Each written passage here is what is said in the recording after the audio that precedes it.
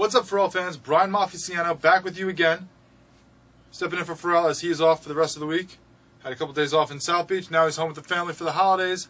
So I'm stepping in, giving you my thoughts on what's going on in sports. And of course, on a Thanksgiving Day, which I hope you had a happy holiday.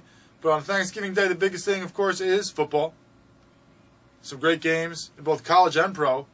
College was an incredible back-and-forth game between Texas and Texas Tech, where Texas Tech ends up coming back and winning. Had that incredible play where they faked the knee, then take it and run 40 yards for the touchdown to extend the lead. Awesome action right there, but of course, what everyone is in on, what everyone is feasting on, besides turkey and cranberries and potatoes and all that, is the NFL. You have the tradition of the Lions and Cowboys having those games at home every year. You had 3 games on the docket.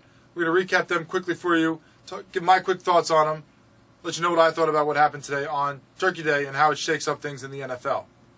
First off, early game, which always is the early game, is the Detroit Lions. Had the game at home against the Philadelphia Eagles. 2 crappy teams, turned out to be a crappy game. And right now, that might be signing the death warrant of Chip Kelly. Your turkey may not have been the only thing that died. Chip Kelly may also be on the way out in Philly, because we've already heard rumblings about how there might be a mutual parting of the ways, which is code word for he's getting fired and he's going to try to make it look like he's not. Because Chip Kelly this year has been awful, and he has no one to blame but himself. He's got all the power. He became the chef, kept bringing all the ingredients, and he cooked up a whole bunch of crap. Teams looked awful. They looked pathetic. Now, the Lions haven't looked much better for most of the season, except after they started firing people, after they started lobbing off heads, they started winning games, and they did again today. They ran away with this one easily. It wasn't even a contest. I stopped watching before halftime even hit. That's how bad this game was. So the Lions easily march over the Philadelphia Eagles and probably make the last nail in the coffin for Chip Kelly in Philadelphia. In the middle one, the game that we thought was going to be the best game of the day, the Dallas Cowboys, Carolina Panthers.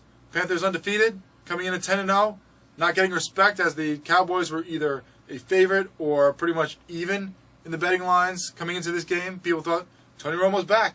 They're at home. They have Des Bryant. They're going to win this game. Not so much. This one was another one that was absolutely atrocious.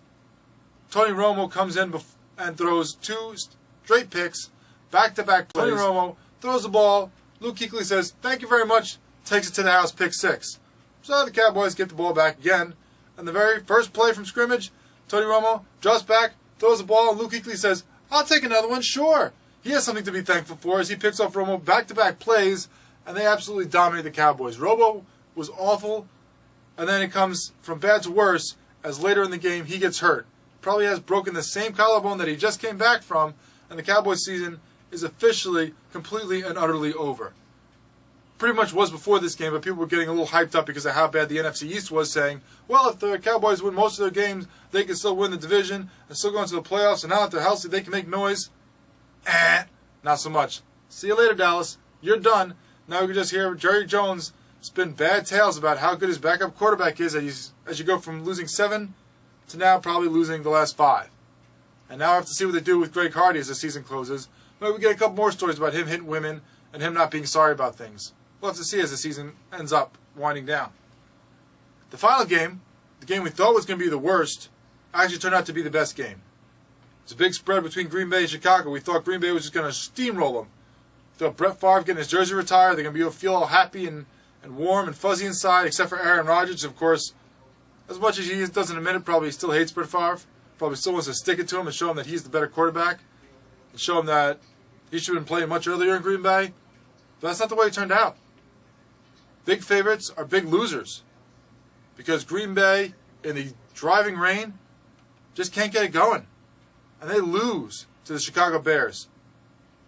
In a very close game. They had it down at the end. They had a chance to score. Once again, like they did when they lost to Carolina, Green Bay has a chance to score to win the game down deep into territory, down deep in the red zone, pretty much on the doorstep of the end zone, and they cannot put it in. 3rd down pass to James Jones, can't hold on. He drops it as Aaron Rodgers is getting tossed to the ground. 4th down pass, Adams breaks free. Ball thrown right to him. A little high, but in his hands. Nope, right through his hands. Game over. Green Bay cannot capitalize. They cannot score to win the game. They lose at home, and they have now lost games to Detroit and Chicago at home this year and have lost 3 of their last 4. a team that was undefeated, that we were saying was one of the best teams in the NFL. Aaron Rodgers back on top. Can he get into the Super Bowl? Do another discount double check? The only thing he's got to be checking is where the hell his team has gone these last couple games, because they've been awful. Not completely awful. They've been in close games. Some of them they just barely lost, like tonight, like Carolina. And they just smacked around Minnesota, who now is back in lead of the division because they have one less loss, and we'll see what they do against Atlanta on Sunday. But Green Bay is really got to do a gut check now and get things turned around, because they have not looked good in the last quarter of the season that we've seen. Aaron Rodgers has got to get this team back on track, because things have gone from amazing to, wait a second, what? So that's what happened on Turkey Day in the NFL. We'll have to see what shakes out over the weekend in both college and pro football. Some huge games going on. We'll talk about those tomorrow night. I will, at least, because Scott and Shepard now both off for the holidays. So get more of me tomorrow night here at CBS Sports Radio Studios. Brian Ciano talking to you. See you tomorrow.